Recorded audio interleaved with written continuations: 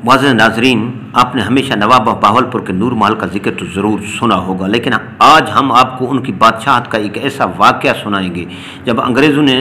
उनसे ख़त लिखकर माफ़ी मांगी। सादिक मोहम्मद ख़ान अब्बासी, जो कि रियासत बहावलपुर के नवाब थे, लंदन की बॉन्ड स्ट्रीट में सादा कपड़ों में घूम रहे थे तो उन्हें एक कार पसंद आ गई जिसका नाम रोल्स रॉयस था। नवाब बहावलपुर सादिक मोहम्मद ख़ान ने शोरूम के अंदर जाकर इसकी कीमत और दीगर खसूसियात के बारे में पूछना शुरू कर दिया तो सेलमैन ने समझा कि दीगर लोगों की तरह ये भी उनका वक्त ज़ाय कर रहे हैं, तो उसने उनसे कहा कि आप जाएँ, आपके लिए ये नहीं। इस बात का नवाब साहब ने अपनी बेइज्जती समझा और इस बात के बाद नवाब साहब लंदन में अपनी रिहाइशगाह वापस आए और हुक्म दिया कि रोल्स रॉयस शोरूम में फ़ोन किया जाए, हम उनकी तमाम कारें ख़रीदना चाहते हैं। जिस पर वो खुश हुए और नवाब साहब के इस्तकबाल के लिए रेड कारपेट बिछाया गया। मज़ीद ये कि जब नवाब साहब उनके शोरूम अपनी पूरी फोर्स के साथ शाही लिबास में शोरूम में दाखिल हुए और वहाँ उस वक़्त सिर्फ 6 कारें थीं जिन्हें उन्होंने फ़ौरन ख़रीद लिया और हुक्म दिया कि इन्हें पाकिस्तान भेजने का इंतज़ाम किया जाए। कुछ दिनों बाद नवाब साहब और कारें पाकिस्तान आ गईं तो नवाब साहब ने अपनी रियासत के म्यूनसिपल कॉरपोरेशन को हुक्म जारी किया कि इन महंगी कारों से शहर की सफाई और कचरा उठाने का काम लिया जाए, जबकि ये वाक़या 1969 का है। रियासत के नवाब का हुक्म था तो कैसे न मानते, तो उनकी गाड़ियों के आगे झाड़ू लगाकर सफाई शुरू कर दी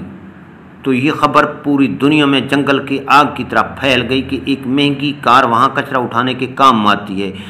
तो उनकी कारें ना तो कोई ख़रीदता, ना उनके ब्रांड की बेइज्जती भी बहुत हुई, जिस पर नवाब साहब को टेलीग्राम लिखकर माफ़ी मांगी गई और कहा गया कि हमने सारे मामले की तहकीकात करवाई हैं तो हमें असल मामला पता चल गया है, जिस पर हम आपसे माजरत ख़्वाह हैं कि हमारा स्टाफ आपको पहचान नहीं सका। बराए मेहरबानी आप इन गाड़ियों से सफाई का काम करवाना बंद कर दे। यही नहीं बल्कि मज़ीद 6 कारें नवाब सादिक मोहम्मद ख़ान अब्बासी को बतौर तोहफ़ा भिजवाई गई, जिसे नवाब साहब ने कैद आज़म को और दीगर दोस्तों को गिफ्ट कर दी। ख्याल रहे कि जब ये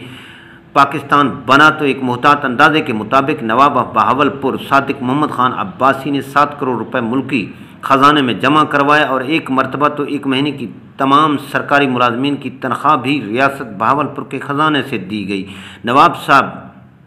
कैद आज़म के बहुत करीबी दोस्त भी थे। वाज़ेह रहे कि सन 1955 में